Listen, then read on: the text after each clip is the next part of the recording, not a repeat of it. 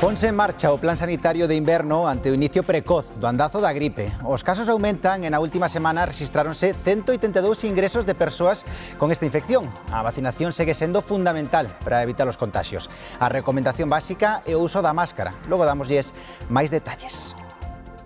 Durante o ano que ven, todas estarán en marcha e, polo tanto, todo o que está en marcha se remata e cumpriremos os compromisos de doblar o noso parque público de vivendas. É dicir, engadiremos 1000 vivendas máis as que a día de hoxe, cando remate o ano 2025, xa están en marcha desas 4000. O ano que ven, Galicia terá en marcha 4000 vivendas de promoción pública, cumplindo así o prometido polo Goberno galego para esta legislatura. A idea é facilitarlle aos mozos o acceso á vivenda. Así o destacou o presidente da Xunta tras o encontro que mantiveron esta fin de semana todos os membros do seu goberno en Meis, onde fixaron a folla de ruta pro próximo ano. Mañá pechan 3 novos polígonos bateeiros na ría da Arousa pola presenza de toxinas. Son peches que se engaden aos xa activos noutras rías e que impiden extraer mexillóns, un dos produtos estrela da tempada. A situación preocupa ao sector Ecoplica, unha das campañas máis importantes do ano. Esta fermosa árbore, un impoñente metrosidero, compite no certame Árbore do Ano 2026 que promove a ONG Bosques Sen Fronteiras. Con máis de 20 metros de altura, destaca pola súa beleza e envergadura pouco habitual nunha contorna urbana. De seguido, contámoslles onde está e como poden votar por ela.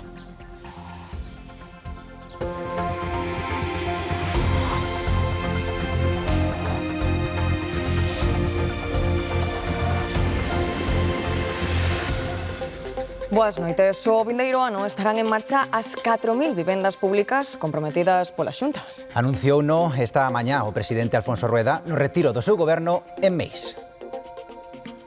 A Xunta porá en marcha o vindeiro ano 1000 novas vivendas públicas que se suman ás 3000 que xa están en proceso. Rueda dixo que isto permitirá cumprir o obxectivo de duplicar o parque público de vivenda nesta legislatura. No ano 26 estarán xa en marcha a totalidade as 4000 vivendas de promoción pública, é dicir, as vivendas que vai executar directamente a Xunta de Galicia, estarán xa en marcha todas elas. Teremos 4000 inmobles para facilitar o acceso a un fogar a aqueles que o teñen máis complicado, menos doado, para seguir sendo o goberno autonómico que máis aposta pola vivenda. Rueda asegurou que o seu goberno cumpre os compromisos fronte a unha oposición que só busca confrontar. Seguiremos rebelando contra os que só ofrecen como única solución, como única alternativa para intentar chegar ao goberno ou inacción ou directamente, xa o teñen anunciado públicamente, confrontación, conflito e tensión. O retiro desta fin de semana en Meis foi o segundo convocado por Alfonso Rueda tras o do ano pasado en Sober. Tamén se referiu á vivenda hoxe o líder do Partido Popular, Núñez Feijóo, na pre-campaña das eleccións extremeñas coa proposta de baixada do IBE nun 60% para a mocidade. Feijóo dixo que a candidata dos populares, María Guardiola, gañará fronte á pinza do PSOE e Vox e fronte a un Pedro Sánchez empeñado en facerlle oposición ao PP. Tamén se comprometeu a manter aberta a central de Almaraz se chega a Moncloa. Sobre a baixada do IBE pros menores de 35 anos que adquiran unha vivenda, incidiu en que non terán que pagalo no momento da adquisición. Ha venido a cambiar las cosas. En cuanto lleguemos al gobierno, haremos una rebaja del 60% del IVA, pasando del 10 al 4%. Del 10 al 4%. Lo pagarán en los plazos en los que paguen su hipoteca. Si piden una hipoteca a 15 años, el 4% lo pagarán en 15. Y si lo piden en 20, en 20. Este domingo cúmprense 2 anos xustos da actual legislatura. Pro PP son 2 anos de vergoña, mentres que Pedro Sánchez divulgou un vídeo no que reivindica as súas políticas sociais. Indica Sánchez que o seu é o goberno que defende as cousas que realmente lle interesan á xente e reafirma que vai seguir ata esgotar este mandato 2 anos despois da investidura. Sánchez salienta o crecemento da economía, tamén destaca o compromiso climático. O xuíz Juan Carlos Peinado, que investiga a Begoña Gómez, arquivou a investigación por presunta malversación contra a actual secretaria da Presidencia do Executivo, Judith González. O magistrado adoptou esta decisión tras tomarlle declaración esta tarde como investigada, o que supón o sobresemento libre para alto cargo da Moncloa. Judith González contestou as preguntas do xuíz e do seu letrado, desvinculándose de cometer malversación no relacionado co posto da asesora da muller do presidente do goberno. Judith González declarou que a asesora non depende directamente dela. O magistrado Peinado tomou declaración tamén este domingo a 3 testemuñas que xa declararan ante el hai meses.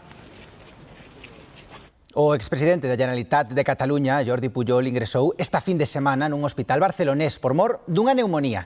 Isto sucede poucos días antes do inicio do xuízo contra el e os seus fillos na Audiencia Nacional por asociación ilícita e branqueo de capitais.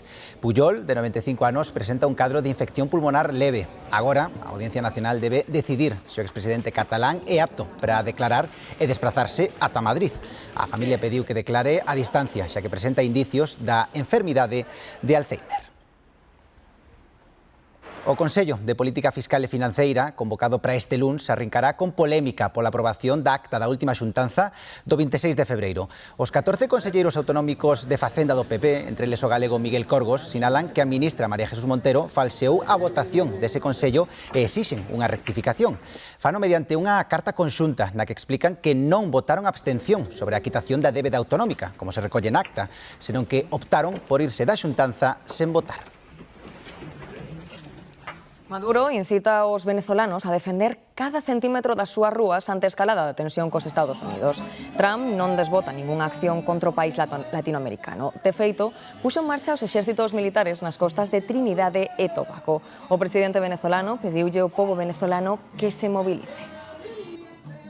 Este pueblo está despierto, este pueblo está dispuesto y este pueblo está preparado para defender nuestra patria de cualquier amenaza, de cualquier agresión criminal. On assiste a ces images en direct. Hoxe Macron informou da liberación do francés con raíces chilenas Camilo Castro en Venezuela, onde continúan 43 presos políticos estranxeiros, entre eles 4 españois, segundo datos da organización non gubernamental venezolana Foro Penal. Mentres o goberno de Nicolás Maduro nega que en Venezuela haxa persoas detidas por motivos políticos. Ana Pontón pecha a súa viaxe a Argentina ca inauguración dun busto de Castelao.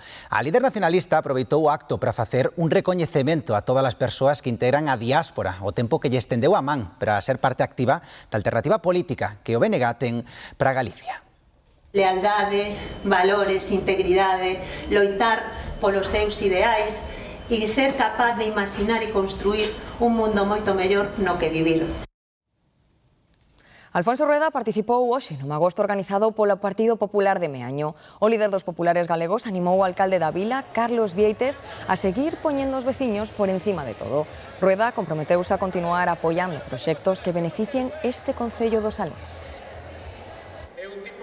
O presidente da Deputación da Coruña critica o movemento antiindustria. Na entrevista dos domingos da Radio Galega, Valentín González Formoso asegurou que o sector secundario é o que xera máis valor engadido. Formoso abogou, ademais, pola instalación de máis parques eólicos. Ao final, se non somos competitivos enerxéticamente, nos van a pasar por diante. Non queremos carbón, non queremos nucleares, non queremos hidráulicas, non queremos gas natural, non queremos eólica ahora tampouco. De onde vai a ser enerxía? Que alguén nos lo conteste.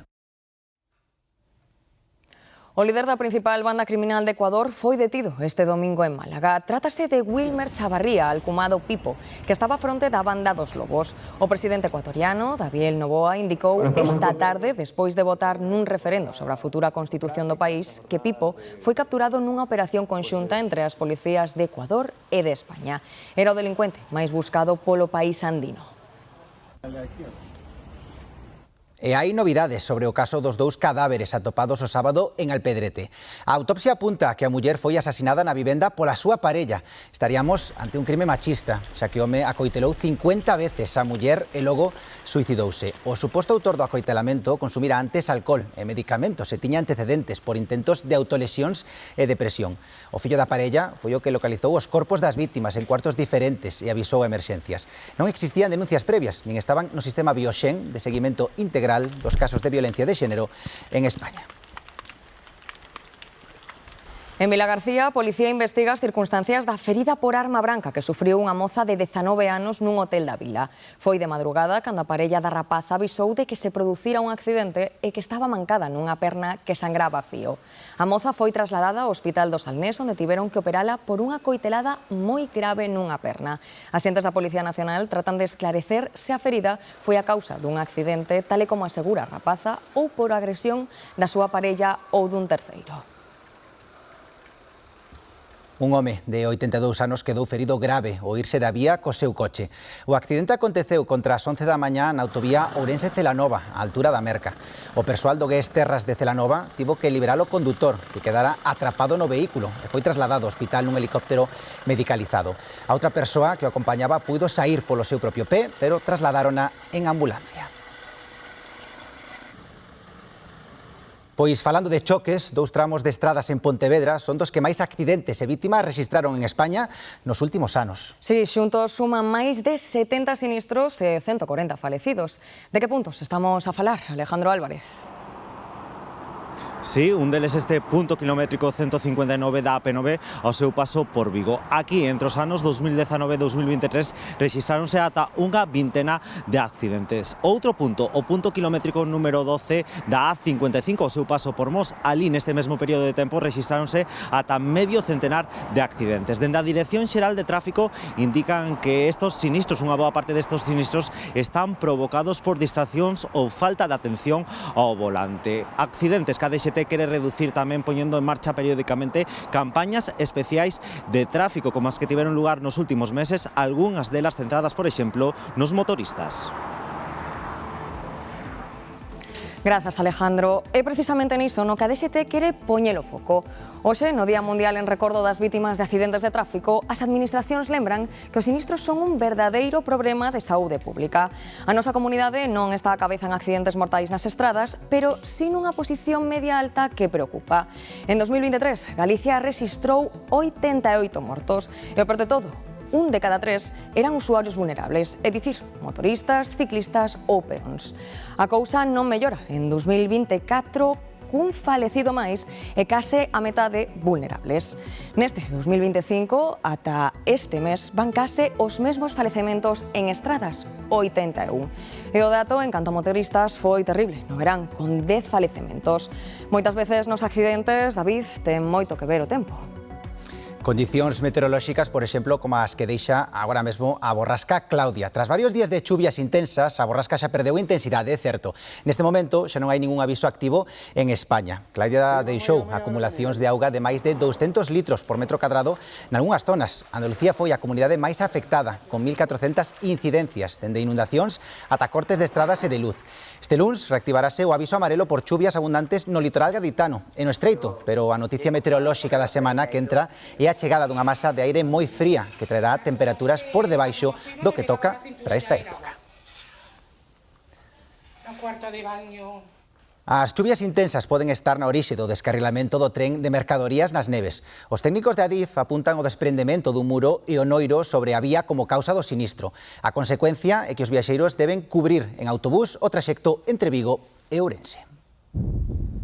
O corte na chamada liña do Miño afecta aos numerosos convois de mercadorías que usan esta vía como saída cara a Meseta e, sobre todo, os pasaxeiros que aínda escollen a rede convencional para desplazárense. 4 frecuencias diarias se ven condicionadas, as que unen a estación de Guixar con Barcelona e Ponferrada en ambos sentidos. Renfe dispuxo transporte alternativo en autobús para percorrer o traxecto entre Ourense e Vigo. Bueno, eu veño máis ben desde Valdeorras e dixeron, pois, non me dixeron nada hasta que chegamos a Ourense, que se terminaba, que había que vir en autobús, pero, madre mía, 5 horas. O autobús é o medio habilitado por Renfe para os usuarios dos trens con saída de Vigo ás 7:40 da mañá e ás 2 da tarde, e con saída de Ourense ás 10 da mañá e 8:30 da tarde. Un traxecto de máis de 2 horas, xa que o bus debe respetar todas as paradas do tren regional nos distintos apeadoiros, os que algúns é difícil achegarse. Co autobús pois salimos de Ourense e fanse as paradas do autobús regional, pois Ribadavia, Filgueira, Arbos, Salvatierra, Guillarei, Pensaporriño, Redondela e Vigo. Entonces pois leva un poquinho máis de trayecto porque incluso hai estacións que temos que ir mirar dos dos usuarios a pé, porque o autobús non pode entrar que non ten onde dar a volta, ni girar, ni nada. O transporte por estrada vai estar habilitado mentres non quede operativo o treito de vía afectado polo descarrilamento. As primeiras hipóteses apuntan a un desprendemento do Noiro como causa do sinistro. A DIF licitou este pasado verán a redacción dos proxectos de renovación do tramo Ourense-Guillarei para mellorar balastros, travesas e raíz. E vexan esta fochanca en plena entrada á cidade de Vigo, na Avenida de Madrid. Un autocar procedente do Carballiño quedou atrapado nela. O vehículo pesado circulaba pola zona cando o asfalto se afundiu. Por sorte, non houbo que lamentar danos persoais. Os pasaxeiros puideron realizar un transbordo para acceder a Vigo e ver as luces recén inauguradas esta fin de semana. Numerosos medios acudiron ao lugar para tentar sacar o autobús da calzada o antes posible. En menos dunha hora estaba solucionado, pero aínda así, por mor da intensidade do tráfico, produciuse algunha retención.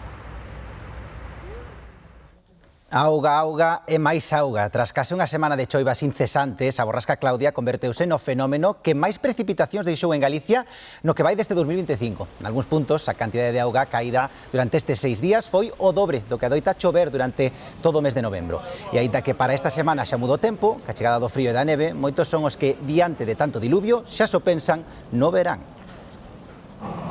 Non son daqui. Entonces se chove que chova. Non choveu tanto tampouco. Pero vosotros non vos acordades porque fai 50 anos aquelo si que era chover. Pois viera só. Que haxa calor que anda aunque se descalzo. Parece ser que para a semana que ven mellor tempo. Bueno, é o que dicen. A partir do lunes ou así que ven aí un anticiclón, pero bueno, tampouco non nos vamos fiar moito. E a Ría de Arousa afronta novos peches nos polígonos bateeiros. Mañá, 3 sectores máis quedarán clausurados pola toxina e o sector pesqueiro preocupado. Xoel Rodríguez. E non é para menos, David, visto o avance deste novo episodio de Marea Vermella que continúa extendéndose. De feito, o remate desta semana estaban afectados por ese peche un 85% dos polígonos da nosa comunidade. A partir deste luns vanse sumar outros 3, nomeadamente o da Pobra, tamén o de Vilagarcía ou o de Cambados. Que está provocando este episodio? Pois a proliferación de 3 especies de fitoplancton que provocan a coñecida como toxina lipofílica ou diarreica, a máis habitual, por outra banda, nas rías da nosa comunidade. E ata cando podería prolongarse este episodio? Pois din os expertos que aínda non chegou o punto álxido, polo que se podería prolongar aínda durante unhas semanas ou mesmo durante algúns meses. Dende o sector acollen este peche con resignación porque xa están acostumados, din, a lidiar con el noutras tempadas. O episodio de Marea Vermella que afecta os polígonos mexilloeiros segue estendéndose. A semana remataba co 85% dos polígonos pechados. A partir deste luns, o peche vais ampliar a outras 3 zonas de produción na Pobra, en Vilagarcía e en Cambados. Neste momento están pechados o 85% dos polígonos, pero onte anunciábamos xa o peche cautelar para o vindeiro luns de outras zonas máis. Por lo tanto, a semana vai empezar cun 90% dos polígonos de mexilón pechados. Non así os de ostra, os de ostra están abertos, porque a ostra tarda máis en acumular esta toxina. A Marea Vermella está provocada por 3 especies de fitoplancton que causan toxina lipofílica ou diarreica, a máis habitual nas rías galegas. As toxinas, aínda que en menor medida, tamén afectan algúns bancos marisqueiros. O problema concéntrase nas rías de Vigo e Pontevedra. Tanto a ría de Pontevedra como a ría de Vigo, as zonas máis externas están pechadas, aínda que están pechadas de xeito cautelar, queda só abertas as zonas máis internas.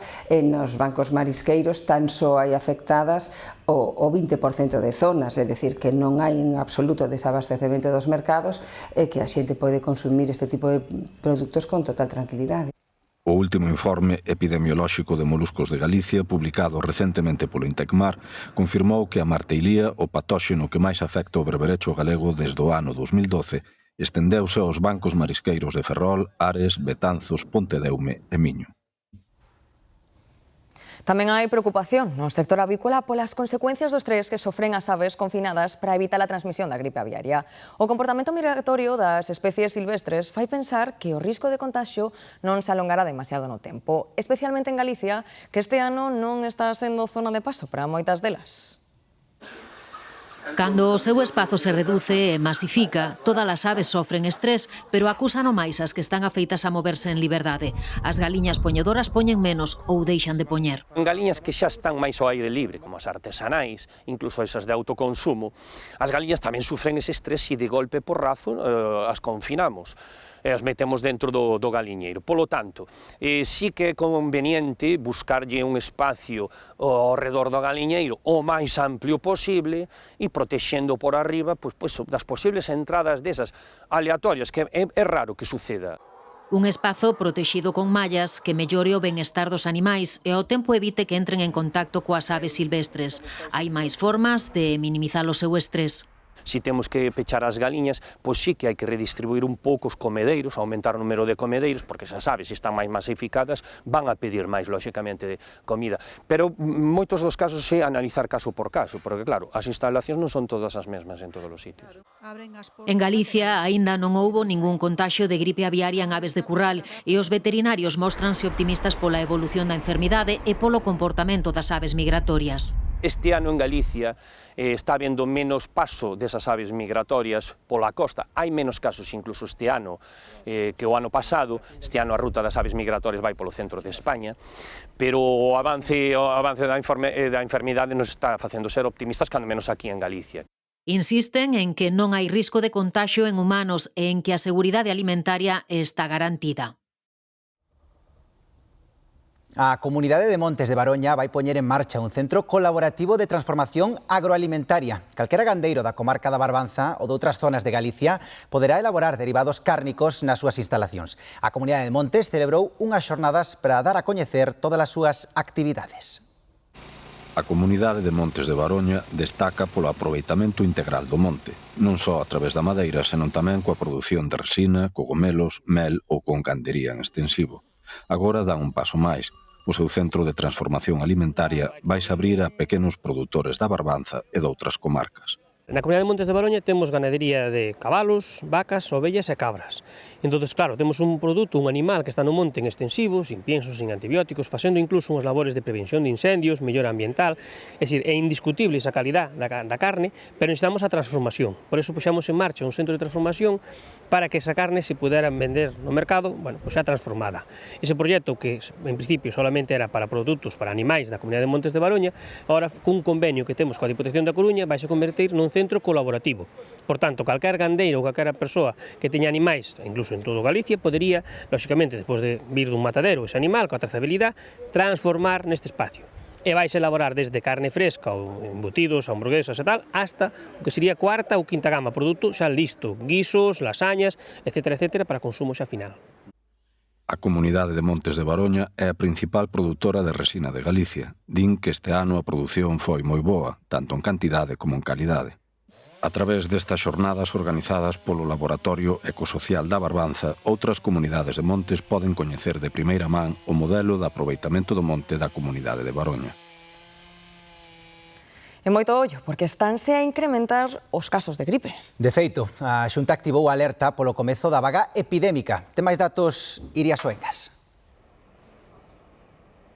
Así é, a gripe chega esta temporada algo máis cedo do que é habitual segundo o último informe da actividade de infeccións respiratorias. A incidencia do virus é aínda baixa, pero tende a subir. Nesta última semana ingresaron nos hospitais galegos 183 persoas con gripe, un 23% máis que na semana anterior. E ademais estánse a registrar máis casos da gripe A que ten maior incidencia entre as persoas maiores, o que implica máis hospitalizacións. De aí que a Xunta Sanidade decretara unha serie de medidas preventivas entre as que están a facer un chamamento á poboación que aínda non se vacinou para que se inmunice.